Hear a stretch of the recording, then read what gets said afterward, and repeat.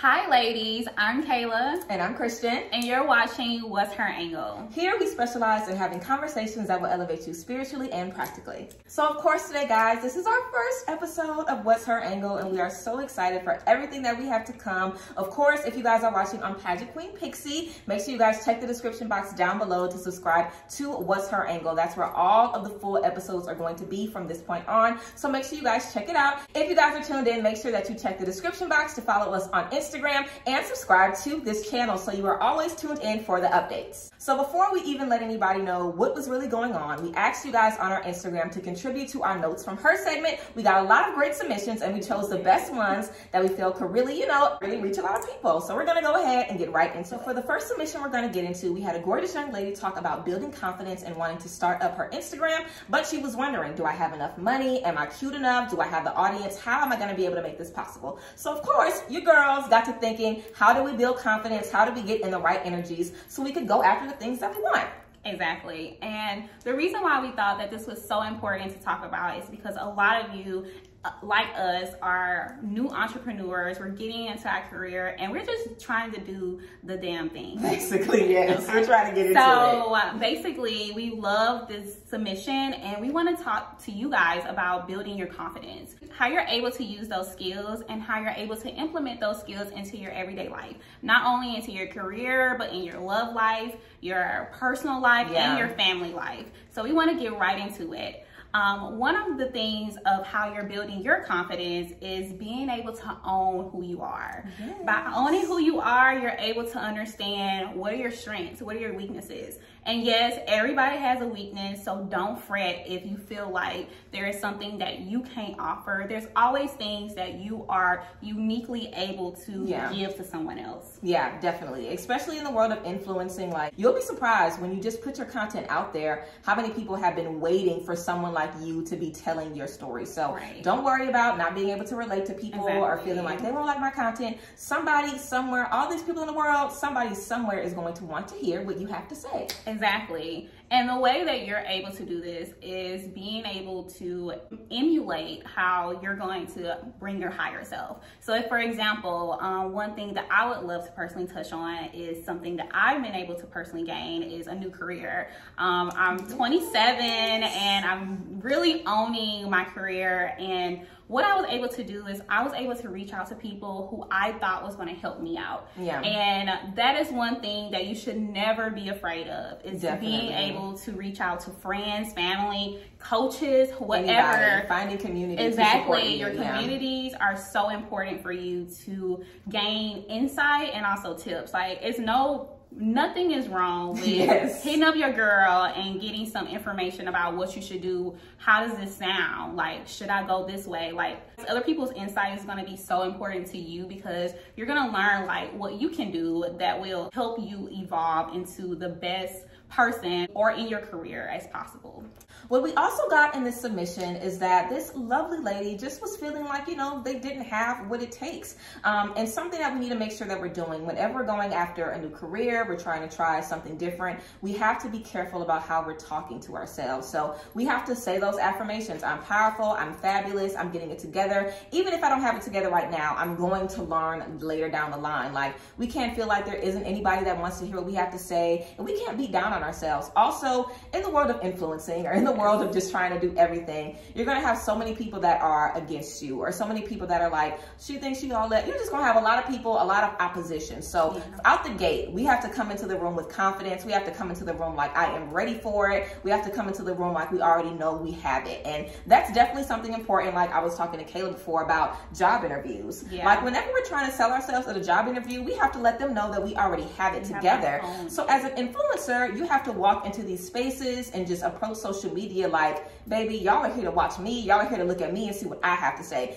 Even if you don't believe it yourself in the beginning, that is what you have to sell. So it's really, really critical that we're starting off with confidence, because that's the basis of everything. And you are going to be your biggest fan. When stuff doesn't go that well, when content doesn't get the engagement that you want, you're going to be the one to pick yourself up out of those spaces. So you have to be there for you out the gate and definitely do things all the time that pour into you, self-love, spending time with your girls, having people boost you up, and just remember remind you, like, I know you had a bad week. I know it's been a long time. You've been trying to make this go, but keep going. It's going to work out for you, and you're going to reach the finish line. So of course, having community, and if you don't have it, finding some community is going to be very, very important to boost your confidence and let you know, like, all influencers be feeling the same way. We always don't be wanting to make looks and present it to the collective. We always don't want to be on all the time. So it's difficult in the beginning, in the middle, and in the end, just like everything is. Exactly. You want a new job, and then once you get it, you might be stressed out. You might have, you know, less time for family, less time for friends. So it's always going to be struggles. We have to understand that. And just through it, we have to make sure that we're protecting ourselves and uplifting ourselves. But you can do whatever you want, of course. If nobody has told you, we are telling you that you can do whatever you want and have whatever you want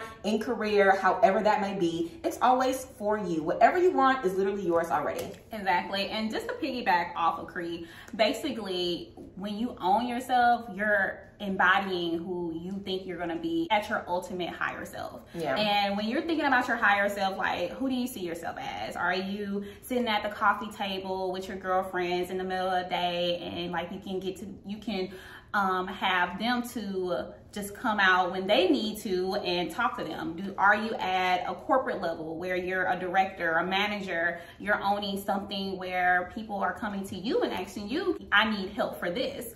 Or are you just chilling, you're living your best life, you're on the beach, girl, on a Wednesday, doing anything, nothing but free time. You get to own your own schedule or anything like that. So whenever you're thinking about where you want to be, make sure that you're making moves that will garner that success for yourself. When I'm saying garner your success, I mean like looking at where you want to be in 3 months, 6 months, 1 year. And there's nothing wrong with setting goals. Even if you don't hit those goals, give grace and gratitude to yourself for even trying.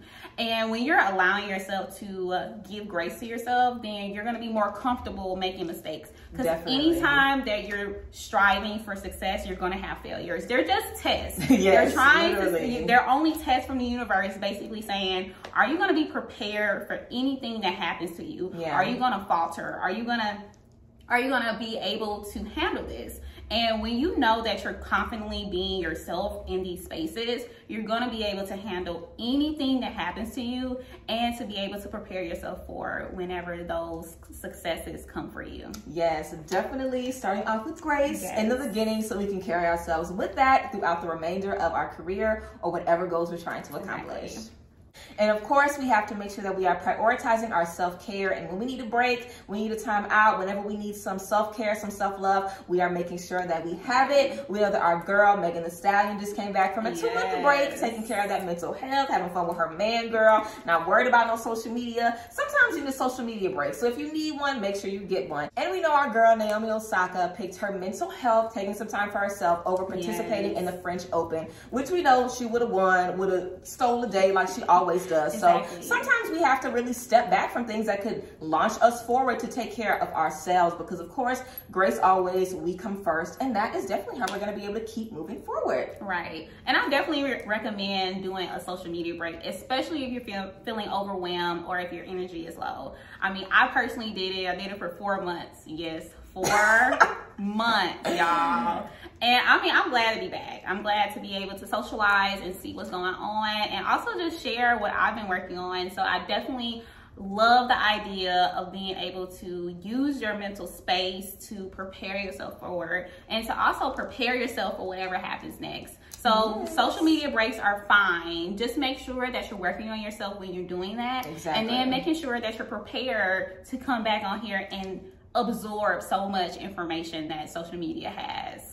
Of course, whenever we know we're taking a social media break, it's a huge boundary to set on ourselves, because we are all on social media all the time. But setting boundaries and having healthy communication is definitely something that can propel us forward in all areas of our life. And that's exactly the next thing that we're going to be getting into. So our second submission for our Notes from Her segment is all about setting boundaries and communication. We had a lovely lady that was dealing with divorce. Her parents had gotten divorced. So because of that, dealing with that in her family, she had issues setting boundaries and having healthy communication in her own life. And you guys know we are always talking about stuff that we've dealt with in our childhood or stuff that we've dealt with as we're growing up, how that impacts us, you know, in our romantic life, in our friendships, how we feel about ourselves, in our career, everything. So of course, First things first, if you're someone that is dealing with difficulty setting boundaries, if you have abandonment issues from your childhood, anything like that that's based off family stuff, you want to deal with the family stuff first. Definitely want to think about how you can use forgiveness towards your parents, how you can share that forgiveness towards yourself. If there are things that you still have on your chest that you haven't gotten out,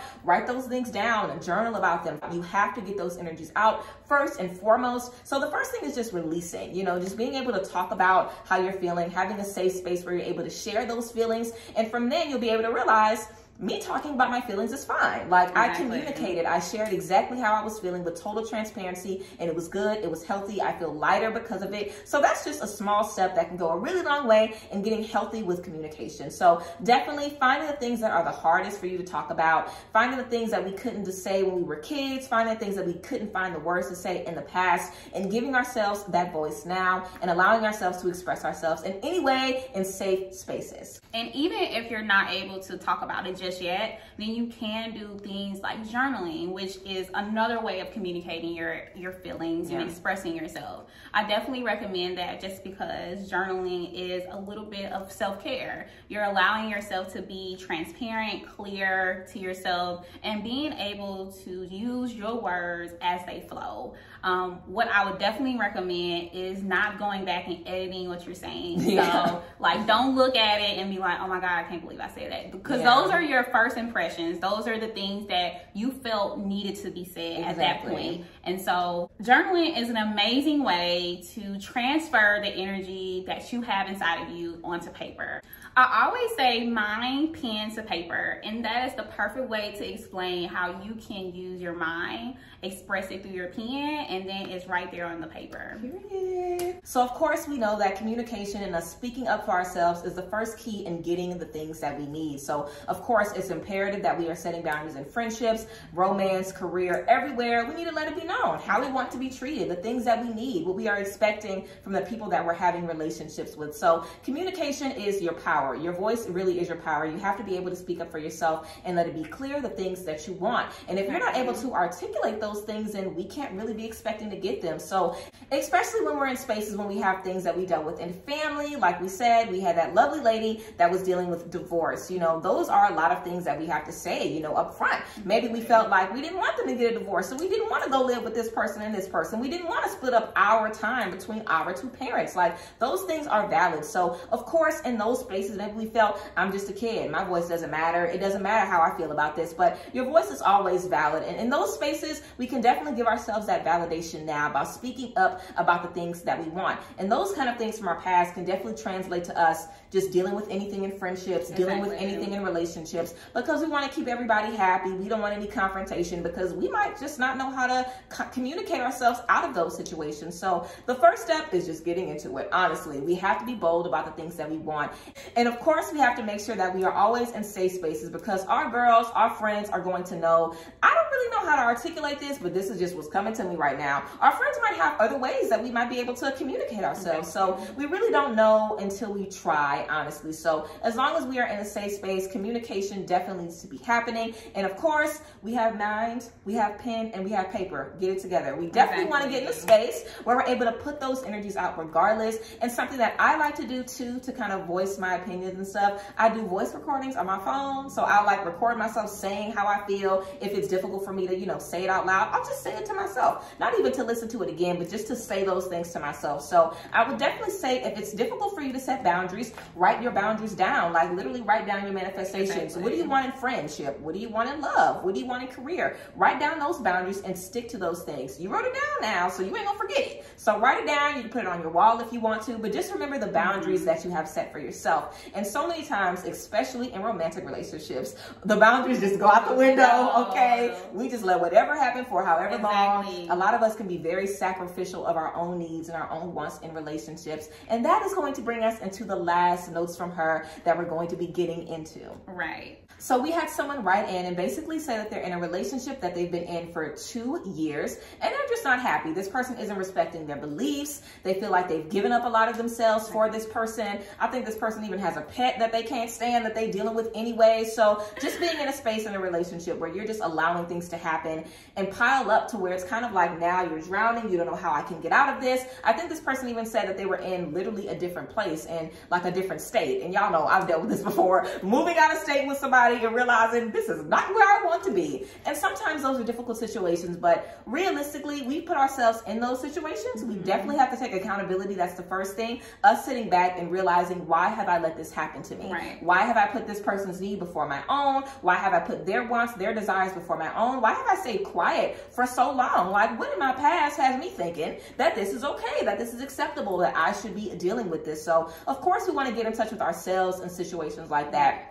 But from those places, we can decide how to move forward. I always say, pay attention to your partner, your friend, whoever. And as long as you see someone actively making changes to be better, then okay, cool. You can sit there for however long as you want to. But if you know good and well that they are not going to try to change anything, that they are not going to try to meet you in the middle, then please, you need to pack up those things and go anywhere else. Seriously, like there is nothing like the freedom of just being at peace in your own home. Nothing like the freedom of just knowing that you are good, knowing that you are safe and that you are loved, even if it's just you. So whatever that means, that you'll be by yourself, that you'll be in a new state where you don't know anybody, or even that you'll have to go back home, it is better than being in the places that you are in. And of course, we know next time to set those boundaries, to pay attention to those red flags, and setting those boundaries is really what starts us in getting the things that we deserve. We have to out the gate come with the boundaries first. Whenever we present those boundaries, it can't be any gray areas about if someone respects us or not, if they love us or not, if they're hearing us or not, because we have those boundaries in place. But when we don't do that in the first place, we give them all these excuses like,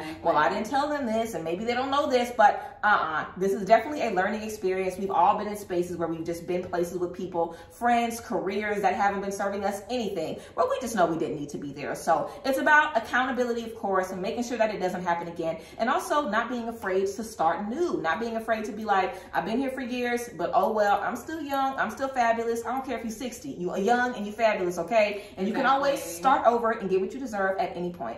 Right. And learning experiences are so important because it allows us to know what we don't want. And so don't get mad at yourself if you're in this space where you're in this uncomfortable area and people or relationships that you're having are not allowing you to move forward with whatever you're looking to be. And with these learning experiences, what you do is you allow them to happen. Always make sure that you're revisiting how you felt during this time. Yeah. And then evaluating what's important and what's not important to you. If it's not important to have a relationship, get out of it. If it's important to you to still be in the state that you're in, okay, we'll move out, find other ways, be able, or even if you can go back and then save enough money and then go back to the state that you were in, allow yourself grace, allow yourself to be able to understand, hey, this is not where I am right now, but I will be here in the next year. Exactly. I can be here in the next 2 years. Don't allow yourself to put time frames on yourself about where you want to go. Exactly. Allow yourself grace, but also be mindful of how you're feeling in these areas. You don't want to be stuck in an area for years because you're unhappy, just like she said. Yeah. You need to be able to move. When change is good. So change is not always a bad thing. And I always say that being able to allow yourself to have these experiences will allow you to be more mature in the future and allow yourself to give advice to your friends, whoever, at the end of the day. Wise women, they don't have this because they just thought it. It's because they had these experiences and they're allowing us to know these experiences. So we may not have to go through those things. Exactly. But in case we do, we're going to be those wise women in the end. And let's make sure it's a one-time thing as well. Let's learn once and let's not make the same mistakes twice, okay? Right.